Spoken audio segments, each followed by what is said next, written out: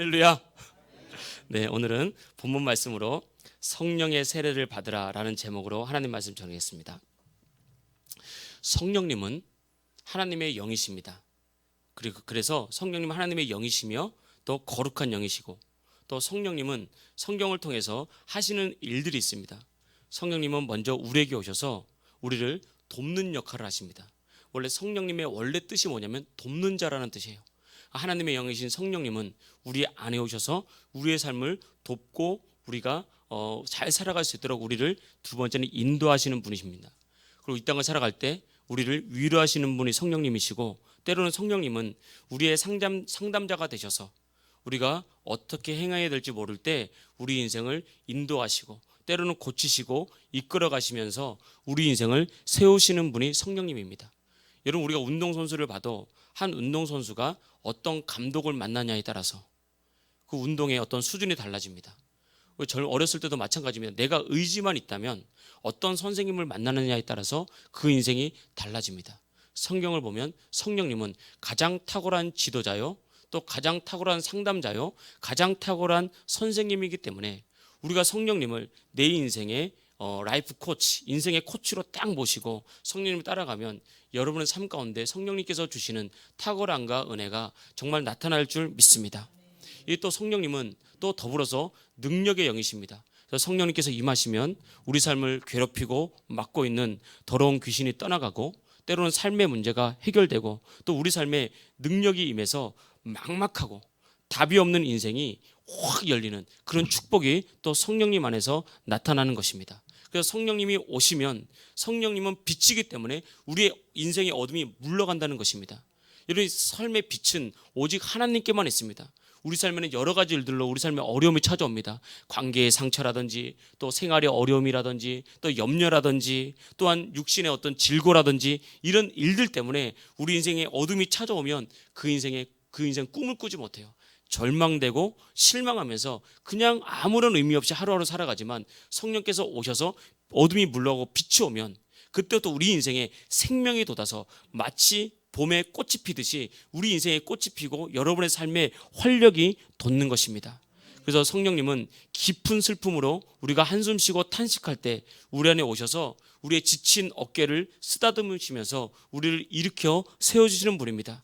성령님 오시면 다 무너진 인생도 반드시 살아나게 되어 있고, 다 무너지던 가정도 성령님께서 역사하시면 깨어진 가정이 회복되고, 상처가 많은 가정에 상처가 치유되면서 하나님께서 축복하신 정말 행복과 기쁨이 성령님을 통해서 우리 안에 오는 것입니다. 그래서 성령 충만 받으면 단 한 가지, 인생이 살만하구나, 인생이 아름다운 것이구나, 정말 삶의 기쁨이 있는 것이구나, 이것을 느끼게 되는 것입니다. 여러분, 신앙생활도 마찬가지입니다. 신앙생활도 그냥 내가 예수님 믿고 교회를 다니는 것과, 내가 예수님 믿고 교회를 다니다가 성령 충만 받고 성령의 세례를 받고 나서는 다릅니다. 그래서 신앙생활도 성령 받기 이전과 성령 받고 난 이후의 신앙생활로 구별할 수 있습니다. 우리가 이것을 알아야 되는 거죠. 성령 받기 전에는 우리가 예수님을 알고 교회에 다녀도 신앙의 능력이라는 것을 몰라요. 하나님의 축복이라는 것을 몰라요.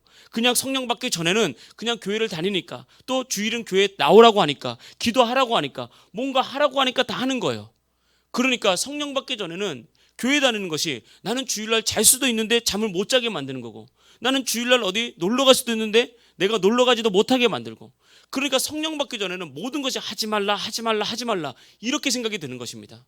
그런데 성령 받고 난 다음에는 이것이 축복이고 기쁨인 걸 아는 거예요. 그래, 맞아, 내가 주님께 나가는 것이 축복이지, 주님께 나오는 것이 기쁨이지, 이 사실을 알게 되는 것입니다. 마치 물고기가 어항 안에 살아갈 때, 어항 속에서 살아갈 때 어항 밖을 보면, 사람들이 막 저렇게 돌아다니고 하고 싶은 거 다 하고 돌아다니니까 이 어항이 너무 답답하다, 이 어항에 벗어나고 싶다, 그러다가 파닥거리다가 어항 밖을 뛰쳐나가면 물고기가 자유롭게 살 수 있습니까?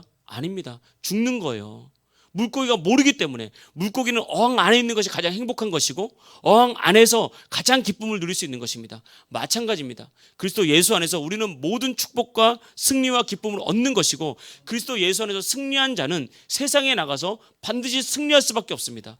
그래서 여러분, 예배에 성공하는 사람이 세상에 나가서 성공하는 사람이고, 하나님의 믿음에서 승리하는 사람이 세상에 나가서 반드시 승리하는 사람이 되는 것입니다.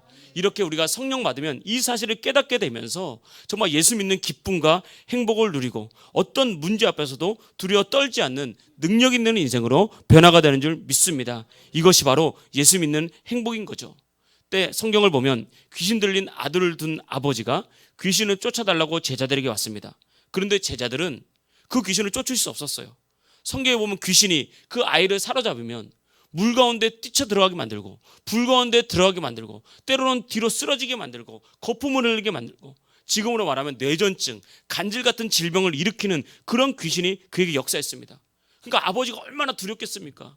얼마나 무섭겠습니까? 지금처럼 의학이 발달되지 않으니까 병원 가서 약도 받을 수도 없고 그래서 할 수 없어서 제자들에게 와서 이 아들을 고쳐달라고 했는데 제자들이 고칠 수가 없었다고요. 여러분 이게 지금 우리가 살아가는 현실입니다. 그럼 자녀들이 자라갈 때 어느 한순간 마음에 어떤 마음이 마음을 삐딱하게 먹는다거나 그런 마음을 잘못된 마음으로 가져갈 때 부모가 자녀들을 바르게 할 수 있다고 생각하십니까? 불가능합니다. 못해요. 절대 할 수 없습니다. 그래서 그것 때문에 가정에 얼마나 고통과 아픔이 찾아옵니까?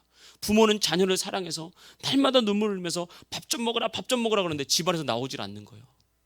부모는 자녀를 너무너무 사랑해서 우리 바른 길 가자 바른 길 가자 그래도 집 나가서 들어오질 않는 거예요. 한번 이런 역사가 이런 일들이 나타나면 가정이 풍비박산나고 그 가정에 아픔과 슬픔이 찾아오는데 부모가 자식의 마음을 바꿀 수 없습니다. 바꿀 수 없다고요.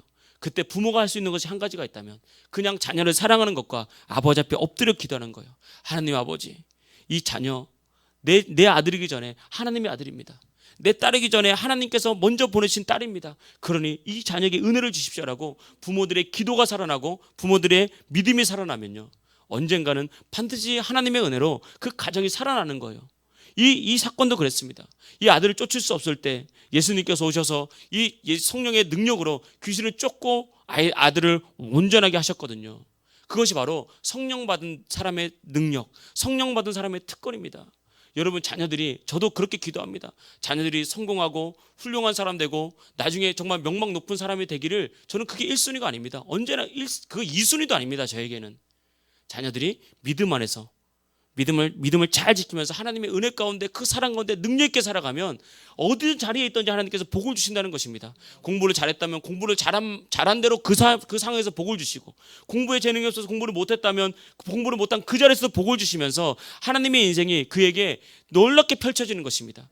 그래서 자녀를 믿음으로 키우는 것, 하나님의 자녀로 키우는 것이 진정 능력이라는 것입니다. 제자들이 이렇게 성령의 능력 받지 못할 때는 이렇게 쩔쩔매는 인생이었지만 그들이 성령의 능력 받고 나서는 완전히 달라졌습니다. 베드로가 기도하러 가다가 성전 미문에 앉아있던 걷지 못하는 사람에게 말했습니다. 그 걷지 못하는 사람이 베드로에게 동전이라도 하나 얻으려고 불쌍한 눈으로 구걸하고 있을 때 베드로가 말했습니다. 은과금은 내게 없거니와 내게 있는 것으로 내게 주노니 곧 나사렛 예수 그리스도의 이름으로 일어나 걸어라 라고 명령했을 때 그 예수의 이름의 능력이, 성령의 능력이 그의 육체를 움직였습니다. 그의 발목에 힘을 불어넣었고 그의 관절에 힘을 불어넣어서 평생 나면서부터 걷지 못하는 40년 이상 걷지 못했던 그 사람이 일어나 걸으면서 기뻐 뛰면서 성전에서 찬송하고 하나님의 이름을 높이는 그런 역사가 나타났다는 것입니다. 이것은 베드로의 능력이 아니라 성령의 능력이고 베드로의 힘이 아니라 성령 받은 믿음의 사람의 힘이라는 것입니다. 마찬가지입니다.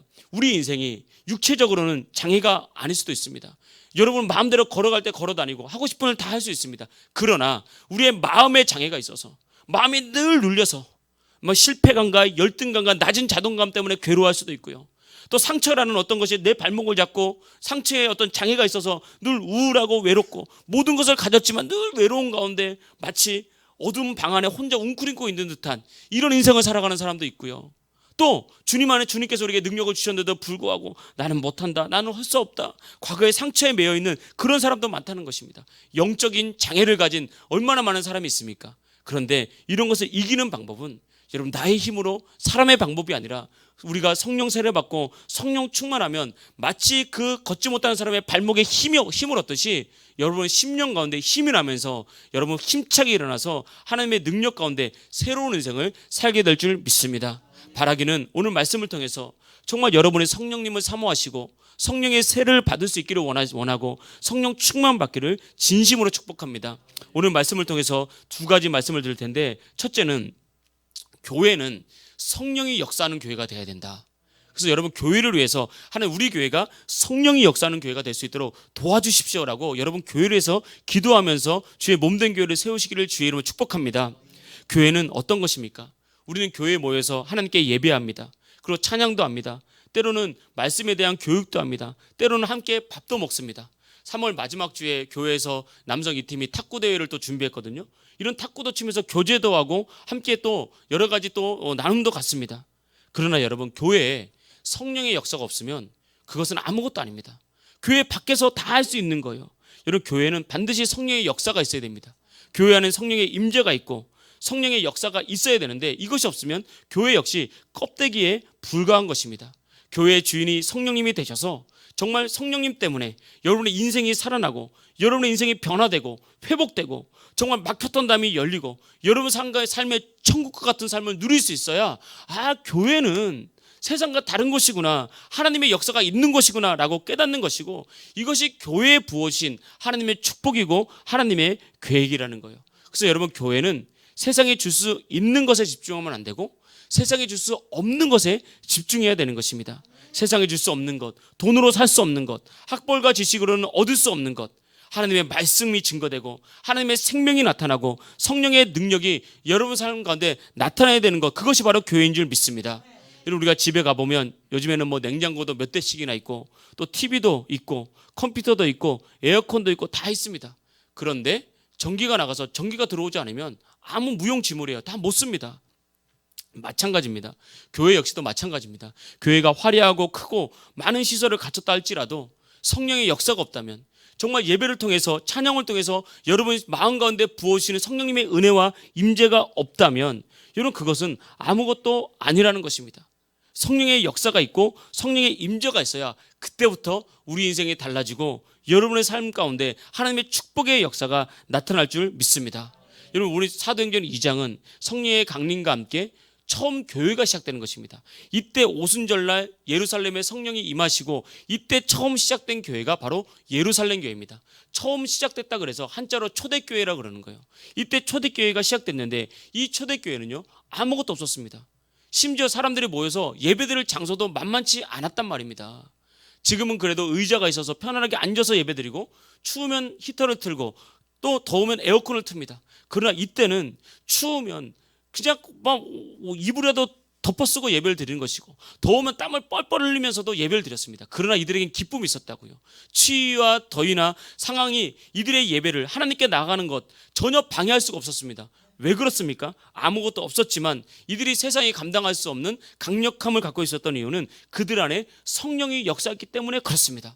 지금 이 시대도 그렇습니다. 성령이 역사하는 곳에 가보면 3시간, 4시간 앉아서 예배를 드리고 기도를 해도 꿈쩍 없습니다. 오히려 그 안에 기쁨이 있습니다.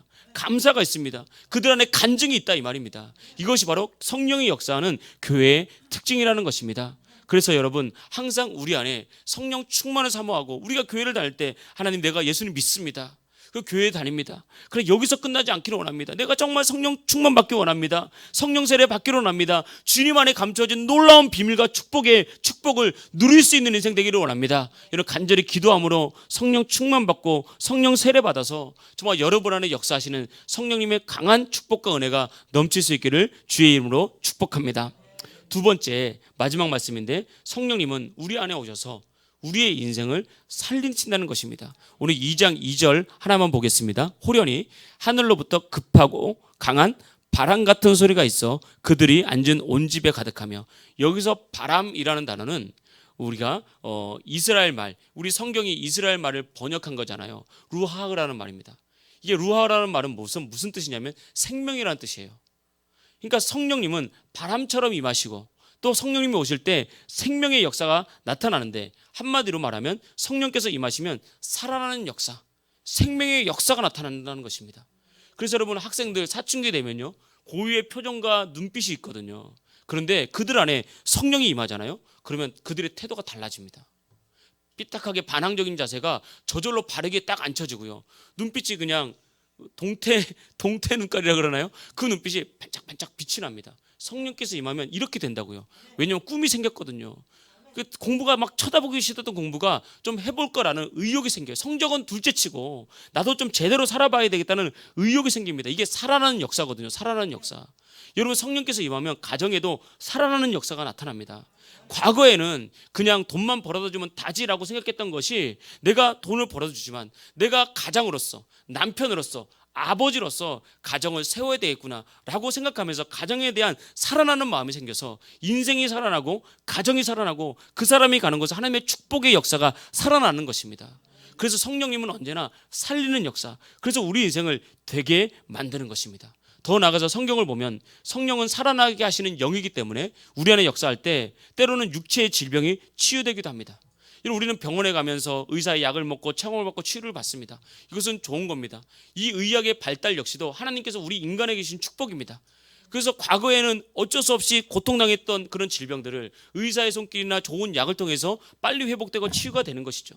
그럼에도 불구하고 우리가 여전히 치유되지 않은 질병과 또 마음의 질병으로 비롯된 여러 가지 아픔과 고통들은 해결되지 않는 것들이 이 시대에 여전히 많다 이 말입니다. 그때 우리가 주님께 나오면 주님께서는 그 질병의 근원을 아시고 그 성령께서 우리 안에서 질병을 태우고 하나님의 생명을 새롭게 함으로 우리의 인생을 일으키고 치유하시는 역사가 나타나는 것입니다.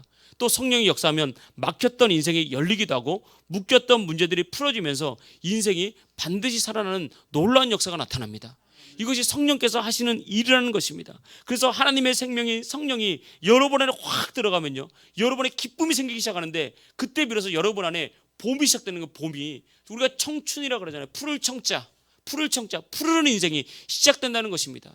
그래서 여러분, 많은 것을 가지고도 마치 낙엽이 다 떨어진 고목처럼 살아가는 인생이 있는가 하면, 내가 비록 가진 것은 없지만 살아나는 인생, 푸릇푸릇 살아나는 청춘으로 살아가는 인생이 있다 이 말입니다.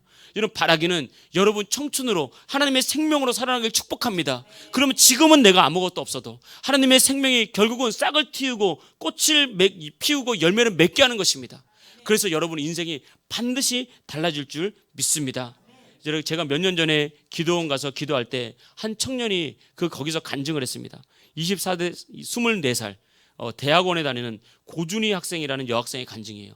아마 대학원 1학기를 다녔나 봐요. 20살 때 대학교 입학하니까 23살 때 대학교를 졸업하고 바로 대학원을 진학한 여학생 같았는데, 어린 시절에 집이 너무 가난했대요.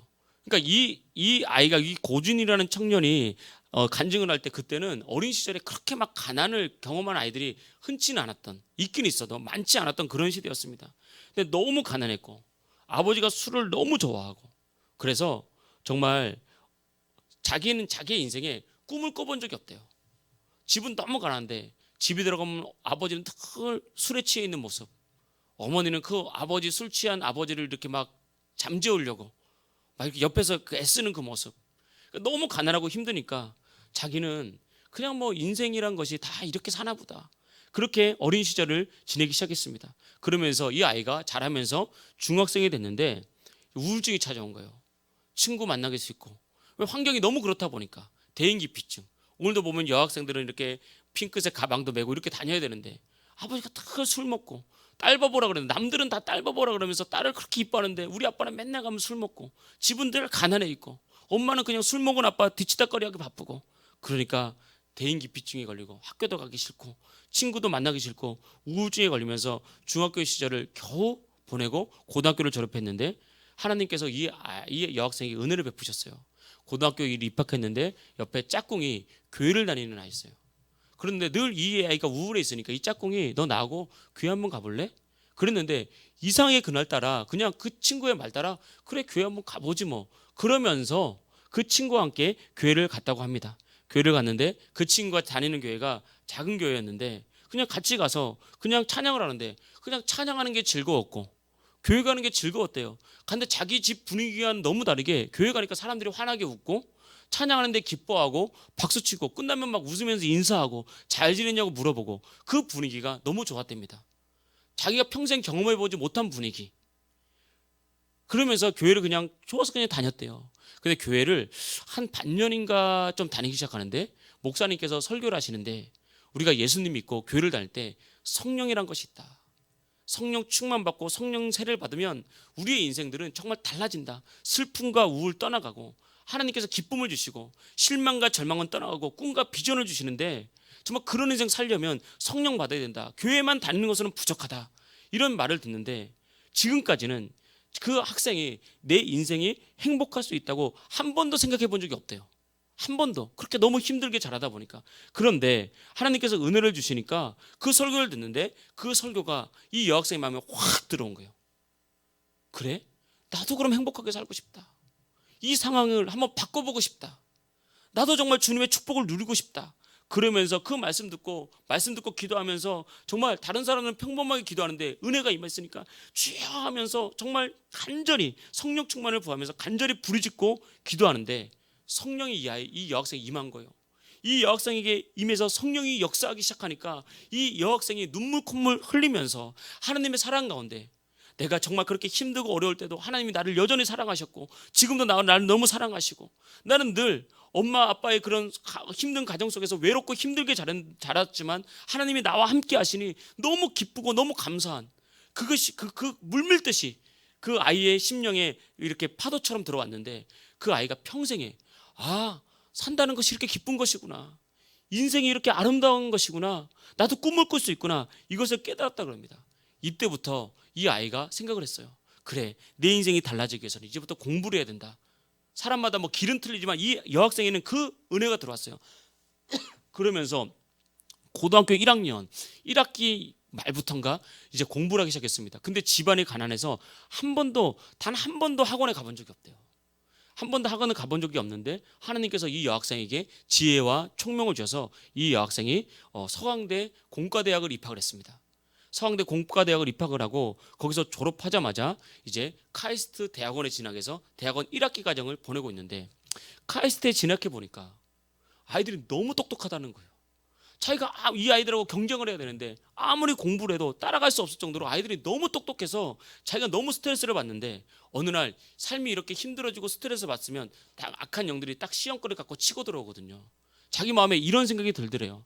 내가 하루 종일 공부해도 저 애들 따라갈 수 없는데 나는 교회에 가서 교사로 봉사해야 되고 또 찬양팀으로 봉사해야 되고 그래서 교사로 봉사하다 보니까 주중에 모임도 가져야 되고 나는 언제 공부하지? 이렇게 하다가 저 아이들 따라갈 수 있을까? 이런 마음이 들면서 신앙에 대한 회의감이 들기 시작했대요. 사람은 누구나 이럴 수 있거든요. 삶이 지치고 삶이 힘들고 또 몸이 아프다 보면 이런 회의감이 듭니다. 그래서 여러분 삶을 잘 관리해야 됩니다. 잘 가정을 평안하게 또 삶에 있어서도 늘 하나님의 은혜를 바라보면서 삶을 평탄하게 잘 이끌어갈 수 있어야 됩니다. 그런데 이 아이가 이런 회의감이 들면서 그래도 일단은 맡은 게 있으니까 봉사를 해 나가는 가운데 하나님께서 두 번째 은혜를 주셨어요. 한 번은 예배 중에 성령께서 이 아이의 마음에 다시 감동을 주시는데 그런 감동이 몰려오더래요. 가난한 집, 아버지는 술 먹고 희망이 없는 집, 엄마는 술 먹은 술 취한 아빠 늘 잠재우는 집, 아무런 소망이 없던 내 인생은 새롭게 하신 예수님, 그 예수님이 이 아이의 마음속에 탁 파고드는데 그때보다 처음 예수님 만났을 때보다 더 큰 간격으로 눈물을 막 흘리기 시작했대요. 아무것도 아닌 나를 위해서 십자가에 죽으시고 그 생명으로 나를 살려서 지금까지 인도하셨는데 내가 좀 이게 바쁘다고 내가 좀 다른 친구들만큼 내가 학업 잘 못 따라간다고 하나님의 사랑을 내가 놓아버렸구나. 하나님의 사랑이 없었다면 예수님의 그 십자가 보혈이 없었다면 지금 나는 없고 그냥 나는 고등학교 때 어쩌면 자살해서 끝나버릴지도 모르고 나는 잘못돼 가서 세상에서 정말 가장 비천한 인생이 될지도 몰랐는데 그 예수님이 나를 이까지 전도하셨는데 인도하셨는데 내가 여기서 좀 뒤처지면 어떤가. 그게 그 마음에 들어오는데 하나님의 사랑이 다시 부어 들어오는데 그렇게 눈물을 흘렸대요. 하나님 죄송합니다. 내가 하나님의 은혜를 다시 잊었습니다. 내가 삶이 바쁘다고 언젠가 내 인생의 주인이 바뀌었습니다. 다시 한번 내가 하나님의 영광을 위해서 살겠습니다 라고 결단하고 그 예배 자리에 일어나는데 또다시 참 물밀듯한 기쁨이 찾아오면서 그래 이게 인생이지. 내가 지금껏 또 세상에 빠져서 잘못 살았구나. 우리 인생이 이렇습니다. 내가 은혜 받고 기쁨과 행복을 유지하다가도 삶이 너무 팍팍하잖아요. 여러분 얼마나 힘듭니까? 이른 아침부터 늦은 밤까지 얼마나 바쁘십니까? 제가 새벽기도 끝나고요 한 7시쯤에 차를 몰고 가면요 이 경수대로가 꽉 막혀가지고 차가 한 5분 7분 거리에 막 20분 갈 때도 있습니다. 그거 보면서 야 참 일찍들 출근하는구나. 7시에 여기서 차가 막혀 있다는 것은 이미 다 준비하고 밥 먹고 이미 이전에 출근했다는 거 아니에요? 그렇게 바쁘게 살아가다 보면 나도 모르는 사이에 삶에 또 치이고 눌리고 피곤함에 눌려서 신앙이 느려질 때가 있어요. 주님께서 그걸 책망하지 않으십니다. 그때 주님께서 우리에게 다시 사랑을 부으십니다. 사랑을 부으셔서 지금까지 힘들지만 인도했던 게 나야.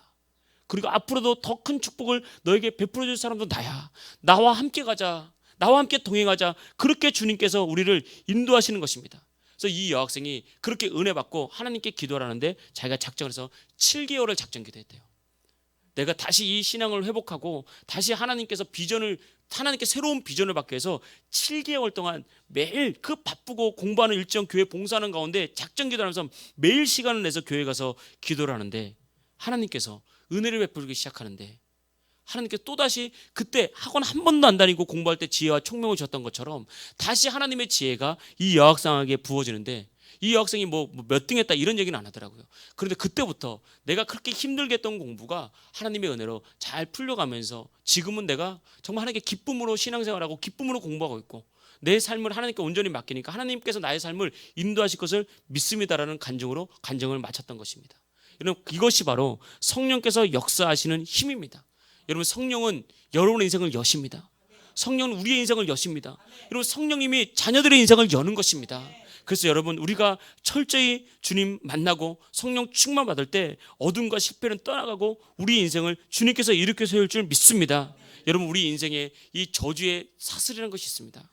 이거 우리 눈에 보이지 않지만 이 저주의 사슬이 우리를 꽉 묶어서 하는 일마다 안 되게 만들고 상처받게 만들고 실패하게 만들고 나는 나대로 열심히 살아가는데도 열리지 않는 것도 있다고요. 때로는 이 저주의 사슬이 학생들의 진로를 막을 때가 있고 지혜와 명철을 막을 때도 있고 여러분의 인생에 어떤 물질에 대한 부여를 막을 때도 있고 가정의 행복을 막을 때도 있다 이 말입니다. 그러나 성령께서 임하셔서 성령의 뜨거운 불로 이 저주의 사슬이 끊어져 버리면 여러분의 인생이 새롭게 반드시 열리는 것입니다. 그 은혜 가운데 여러분의 인생에 힘을 얻게 되는 것이고 새로운 꿈과 비전을 얻게 될 줄 믿습니다. 말씀을 정리하겠습니다. 오늘 말씀처럼 제자들이 성령으로 세례를 받기를 사모하고 간절히 기도할 때 그들이 성령의 세례를 받고 정말 급하고 강한 바람 같은 소리로 오시는 그 성령의 충만함, 불의 혀처럼 갈라지는 그런 성령의 뜨거움, 그것을 통해서 성령 충만 받고 방언을 하고 그들의 인생이 새로워졌던 것처럼 여러분도 성령 받고 정말 주님의 사랑과 축복 가운데 새로워지는 살아나는 하나님 백성 되기를, 여러분의 가정 되기를 주의 이름으로 축복합니다. 할렐루야.